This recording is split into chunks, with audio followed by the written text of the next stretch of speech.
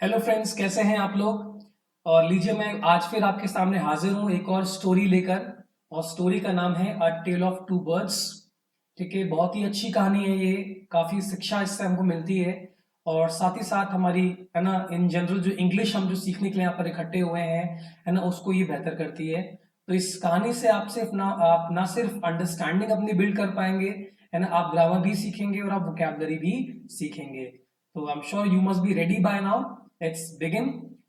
Okay, let's understand the vocabulary first. पहले words को देख लेते हैं, कौन कौन से वर्ड्स मिल रहे हैं इसमें आपको। तो पहला वर्ड है शेडी। इसका मतलब होता है वेरी डेंस, माने बहुत घना। That it is full of shadow, कि उसमें बहुत ज्यादा छाया हो। Next word is road. Road जो है वो राइट का पास्ट फॉर्म है, और इसका मतलब होता है सवारी करना। ठीक है। Got off. गॉट ऑफ का मतलब होता है टू स्टेप डाउन, किसी ऊंची जगह से नीचे उतर जाना, हायर टू लोअर जाना। क्राई आउट, टू से लाउडली, जोर से बात करना।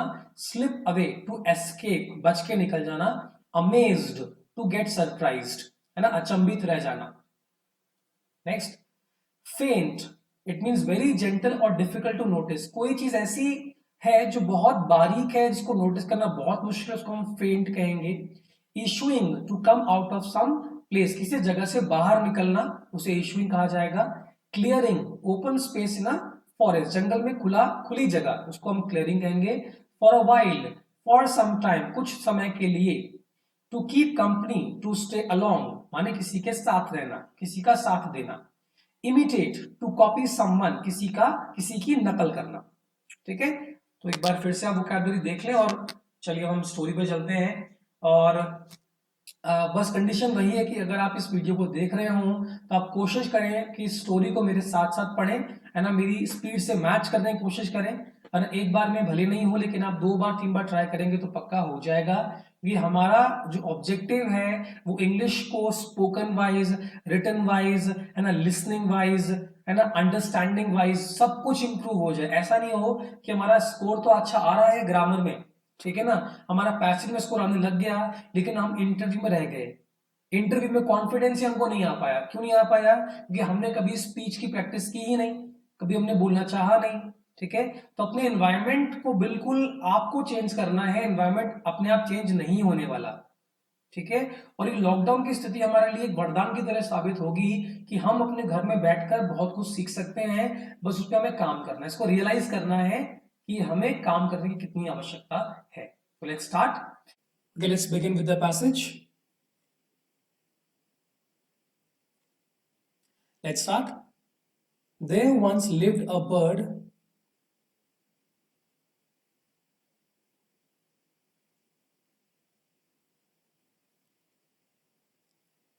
There once lived a bird and her two newborn babies in a forest.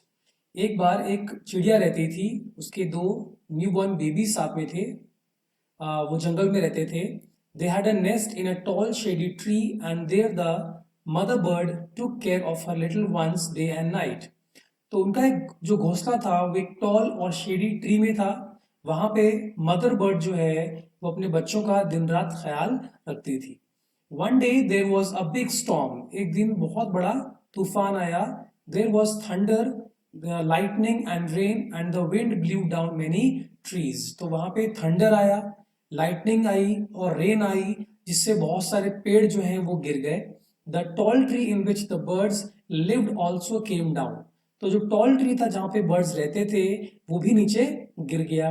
A big heavy branch hit the nest and killed the bird. तो एक बड़ा और भारी जो ब्रांच है, जो शाखा है, ठीक है, वो नेस्ट से टकराती है और वो चिड़िया को मार देती है।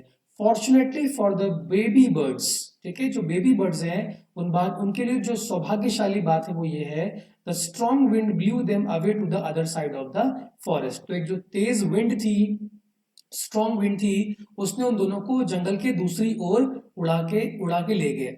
One of them came down near a cave. तो उनमें से एक जो है वो केव माने गुफा के पास में आ पहुंचा। Where a gang of robbers lived, जहां पर गैंग ऑफ रॉबर्ट्स माने लुटेरों का एक झुंड वहां पे रहता था।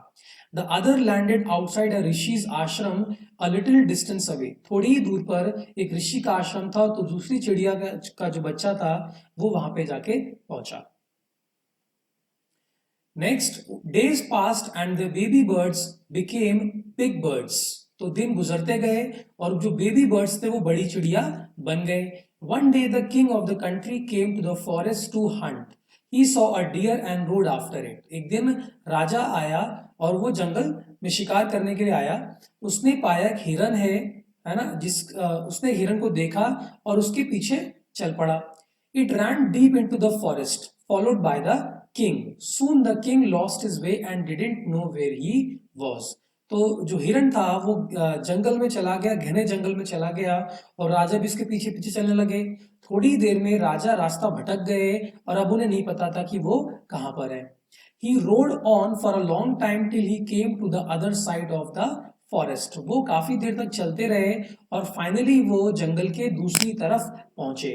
Very tired by now, he got off his horse and sat down under a tree that stood near a cave. तो है ना, बहुत थक चुके थे अब तक वो तो वो अपने घोड़े से नीचे उतरे और पेड़ के है ना नीचे बैठ गए। और ये पेड़ कहाँ पे था? ये पेड़ था केव के पास में। Suddenly he heard a voice cry out. उन्हें अचानक से एक वॉइस सुनी जिसने जोर से बोला, quick hurry up, there is someone under the tree, come and take his jewels and his horse, hurry or else he will slip away. तो क्या सुना उन्होंने सुना कि कोई बोल रहा है जल्दी करो, वहां पेड़ के नीचे कोई बैठा हुआ है ना, आओ उसके जूल्स माने उसके जो जवारात हैं, उसके जो गहने हैं वो सब लूट लो, उसके घोड़े को भी ले लो, है ना, जल्दी करो वरना वो कहीं है ना हाथ से निकल ना जाए। The king was amazed. King बहुत आश्चर्यचकित रह गए। He looked up and saw a big brown bird on the tree under which he was sitting. तो उन्होंने पाया कि बड़ी सी ब्राउन कलर की बर्ड है जो उस पेड़ पे बैठी है जिसके नीचे राजा बैठे हुए थे। He also heard faint noises issuing from the cave. उन्होंने ये भी सुना कि केव से ही कुछ हल्की हल्की नॉइज आ रही थी। He quickly got onto his horse and rode away as fast as he could. उन्होंने जल्दी करी और जितना जल्दी हो सके वहां से वो निकल जाए, ऐसा उन्होंने किया। Next, soon he came to a clearing which looked like an ashram. है ना, बहुत जल्दी वो है ना जंगल के खाली मैदान पे पहुंच गए। वहां उन्हें एक आश्रम नजर आया। इट वॉज द ऋषिज आश्रम। वो एक ऋषि का आश्रम था। The king tied his horse to a tree and sat down in its shade. तो राजा ने पेड़ के सहारे अपने घोड़े को बांध दिया और उसकी छांव के नीचे बैठ गए। Suddenly he heard a gentle voice announce. थोड़ी देर में उनको अचानक से उनको एक बहुत ही प्यारी सी आवाज सुनाई दी जिसने अनाउंस किया, जिसने बोला, वेलकम टू द आश्रम sir, please go inside and rest. उसने बोला कि आश्रम में आपका वेलकम है सर और प्लीज अंदर जाइए और आराम कीजिए। The rishi will be back soon. ऋषि बहुत जल्दी वापस आएंगे। There is some cold water in the pot. है ना, बर्तन में कुछ ठंडा पानी है। Please make yourself comfortable. आप बिल्कुल आराम से हो जाएं।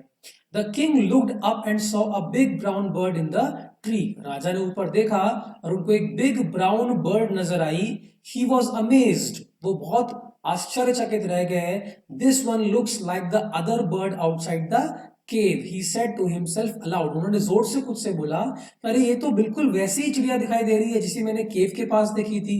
You are right sir, answered the bird. Bird ने बोला कि आप सही कह रहे हैं sir, he is my brother, वो मेरा भाई है। But he has made friends with robbers, लेकिन उसने लुटेरों से, रॉबर्ट्स से दोस्ती कर रखी है। He now talks as they do.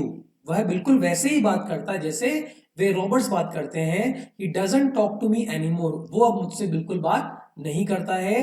Just then the rishi entered the ashram. तभी ऋषि आश्रम में एंटर हो जाते हैं। Welcome sir, he said to the king. तो ऋषि ने राजा से बोला, सर आपका वेलकम है, please come inside and make yourself at home. कृपया अंदर आए और खुद को बिल्कुल घर जैसा पाएं। यू लुक टायर्ड, आप थके दिख रहे हैं। रेस्ट फॉर अ वाइल, थोड़ी देर के लिए रेस्ट कर लें। Then you can share my food, और फिर आप मेरे खाने में से हिस्सा ले सकते हैं। The king told the Rishi the story of the two birds and how each behaved so differently though they looked so alike. The forest is full of surprises, he said. तो राजा ने ऋषि को कहानी बताई दो चिड़ियों की जो बिल्कुल अलग प्रकार से बर्ताव कर रही थी, हालांकि दोनों दिखती बिल्कुल एक जैसे थी। फिर राजा ने क्या बोला, the forest is full of surprises, जंगल जो है बिल्कुल सरप्राइजेस से भरा हुआ है। The holy man smiled and said, जो ऋषि है उन्होंने स्माइल किया और कहा, after all he is known by the company, sorry one is known by the company one keeps, कि एक व्यक्ति जो है जिस प्रकार के है ना माहौल में रहता है, जिन लोगों के साथ उसकी मैत्री होती है, दोस्ती होती है, उनके ही द्वारा वह जाना जाता है। That bird has always heard the talks of Roberts, उस चिड़िया ने हमेशा रॉबर्ट्स को बात करते सुना है। He imitates them and talks about robbing people, वह उनको इमिटेट माने नकल करती है और लोगों को लूटने के बारे में बात करती है। This one has repeated what he has always heard, इसने वो रिपीट किया जो इसने हमेशा सुना। He always welcomes people to the ashram, तो वह आश्रम में लोगों को वेलकम करती है। Now come inside and rest, चलो अब अंदर आ जाओ और आराम करो। I will tell you more about this place and these birds, मैं आपको इस प्लेस के बारे में और इन बर्ड्स के बारे में और बातें बताऊंगा। तो आई एम श्योर आपने मेरे साथ में स्टोरी को पढ़ा होगा और साथ साथ आप समझे भी होंगे इसको। स्टोरी बहुत आसान है क्योंकि ये बच्चों के लेवल की स्टोरी है, लेकिन अपनी इंग्लिश को इम्प्रूव करने के लिए ये बिल्कुल सटीक लेवल है। ठीक है, हायर लेवल में आपको समझ में तो आ जाएगा, लेकिन उसमें कई बार ऐसा होगा कि आपको एक हेल्पिंग हैंड चाहिए होगा, लेकिन यहाँ पे आधे से ज्यादा काम आप स्वयं से कर सकते हैं। और जैसे आपका लेवल आपको लगे कि हाँ ये तो मुझे समझ में आने लग गया है, जितने क्वेश्चंस आपसे पूछे जाए आपको उनके आंसर आने लग जाए, देन आप अपना लेवल चेंज कर सकते हैं। ठीक है, तो चलिए क्वेश्चंस पे चलते हैं। तो सबसे पहला क्वेश्चन है कि आप इस स्टोरी को रिकंस्ट्रक्ट करें। ठीक है, आप इसको कंस्ट्रक्ट करें मतलब कि जैसे जैसे घटनाएं घटती गई हैं वैसे वैसे आप उनकी है ना पार्ट्स को लिखते चलें, फ्रेजेस को कनेक्ट करते चलें। और आपको 3 ऑप्शन दिए गए हैं ए, बी और सी, और आपको तीनों में से कोई एक सेंटेंस को चूज करना है जो सबसे पहले हुआ होगा। तो अब आप बताएं क्या इसका आंसर होना चाहिए, ए, बी या सी? पढ़ लीजिए एक बार इसको। ओके, चलिए आप रेडी होंगे शायद अब। तो इसका आंसर सी होना चाहिए, क्योंकि सबसे पहले हमने बर्ड के बारे में बात की थी, एक बार वहां पे एक चिड़िया रहती है, ठीक है, रहती थी सॉरी। तो अब इसके बाद क्या होना चाहिए, आगे बढ़ते हैं।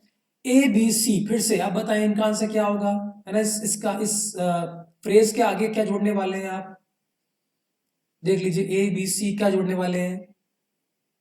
ओके, तो आंसर है इसमें B, her 2 newborn babies in a forest. अब देखो इसको हम 2 प्रकार से जोड़ सकते थे। पहला कि हमको स्टोरी याद है, तो या इस क्वेश्चन से आपकी मेमोरी टेस्ट हो जाती है कि आपको कितनी बातें याद रह गई, और साथ साथ में आप इसको ग्रामर से भी कर सकते हैं कि क्या क्या रूल्स इसमें अप्लाई हो रहे हैं। जैसे मैंने देखा कि मुझे इनमें से चूज करना है कोई एक सेंटेंस का पार्ट जो इसको जोड़ देगा।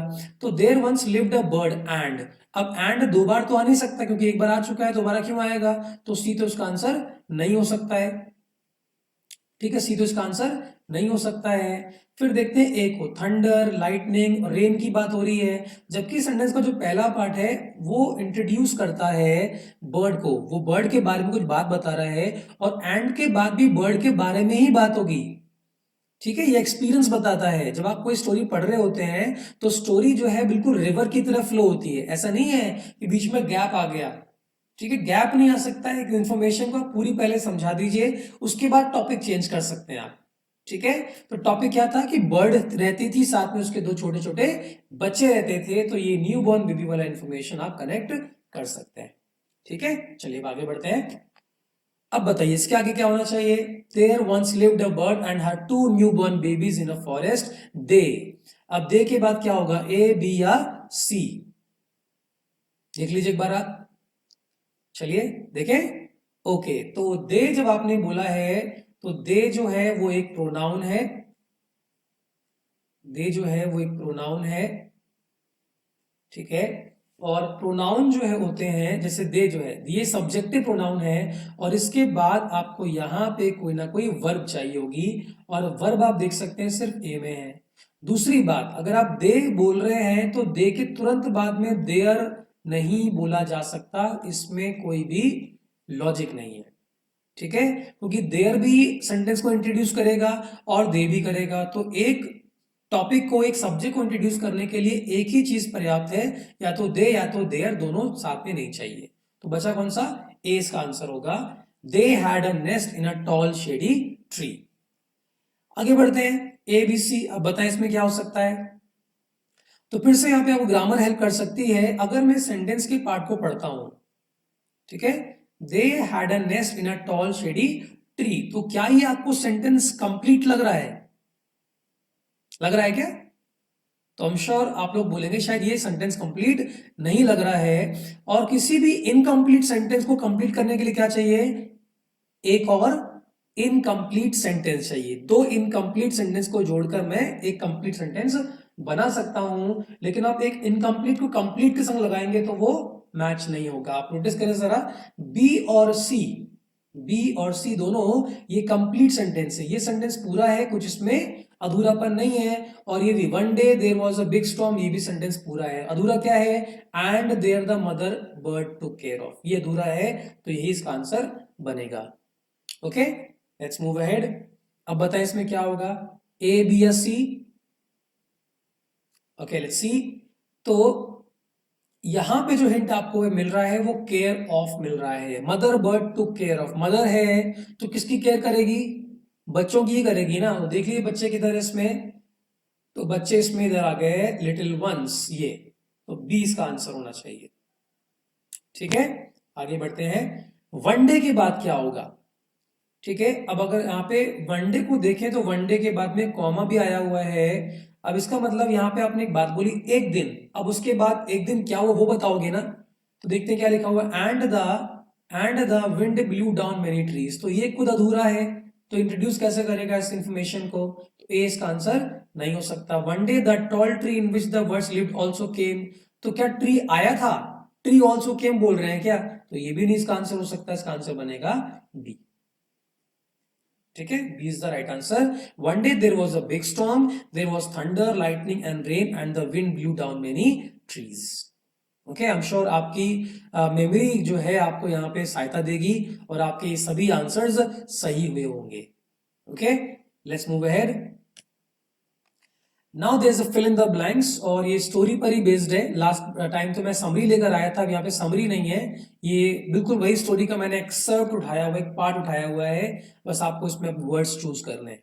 ठीक है, तो थोड़ा इसको पॉज करिए और इसको है ना सॉल्व करने की कोशिश कीजिए और पढ़िए साथ साथ में, और मीनवाइल मैं इसका आंसर्स बता रहा हूँ। So ready, let's start. There once dash a there once dash a bird, तो क्या इसका आंसर होना चाहिए? There once lived a bird होना चाहिए, lived a bird. Her two newborn babies in a forest, they had a nest in a dash shady tree, तो क्या tree के बारे में इंफॉर्मेशन थी? Tall and shady, tall. And there the dash bird took care of her, ये sentence हमने अभी पढ़ा था। तो बर्ड के पहले क्या था? मदर वर्ड था, mother. Mother bird took care of her little dash, little के बाद क्या आना चाहिए था? लिटिल वंस होना चाहिए था, ये रहा little ones. Day and night, one day there was a big storm, there was thunder lightning and rain and the wind blew dash many trees, क्या हुआ था? ब्लू डाउन हुआ था, blew down many trees. The tall tree in which the birds lived also dash down, क्या होना चाहिए था? Tall tree also fell down, fell down है क्या? फेल डाउन, केम डाउन होगा ना, फेल डाउन नहीं है तो I am sorry, I am sorry, तो यहां पर केम डाउन हो जाएगा। A big heavy branch hit the nest and killed the bird. Fortunately for the baby birds, the dash wind blew. कैसी विंड थी ये? तो आंसर है स्ट्रॉन्ग विंड थी ये।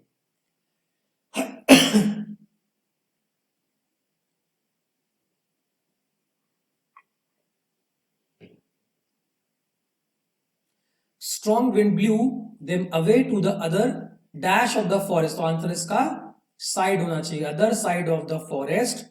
One of them came down near a cave dash a dash of robbers, तो क्या होगा इसमें? तो पहले वाले ब्लैंक में आएगा वेयर और दूसरे में आ जाएगा gang. Where a gang of robbers lived, the other dash outside the rishi's ashram a dash distance away, other landed होना चाहिए और यहां पे आएगा लिटिल। ठीक है, तो बहुत आसान सा एक क्लोज टेस्ट था आपके लिए, और आई एम श्योर इसमें भी आपने कितने, ये तो 2 2 4 2 6 2 8 2 10 2 12, दैट मींस 12 ब्लैंक्स है और 12 में से 12 आपने स्कोर किए होंगे। Okay, let's move ahead. Now answer the following questions, these are very easy questions, but again based on your memory, कि आपकी मेमोरी शार्प हो रही है क्या। अब तक हम 6 पैसेजेस अब तक लेकर आ चुके हैं, तो क्या आपकी मेमोरी अब तक बेटर हुई है, let's see. So let's begin with the first question. Describe the branch that hit the nest. ठीक है, आप उस ब्रांच को डिस्क्राइब करें जो नेस्ट को हिट कर रही थी। तो यहां आंसर होना चाहिए big and heavy. Okay, next, what is a group of robbers called. Group of robbers को क्या कहा जाता है, तो आंसर है gang. Next, what is the past form of ride, तो आंसर है रोड और रिडन। ठीक है, ride first form of verb है, rode second form of verb है, और ridden third form of verb है। ओके, आगे बढ़ते हैं। Now last 2 questions, which of the following statements is incorrect, इनमें से कौन सा स्टेटमेंट गलत है, पहला या दूसरा। और दोनों देखिए सेम इंफॉर्मेशन लिखे हैं, बस फर्क कहां पर है, फर्क इसमें है विद और टू में। अगर आपको याद हो तो बताएं क्या इसका आंसर होगा। चलिए बताता हूं आपको मैं।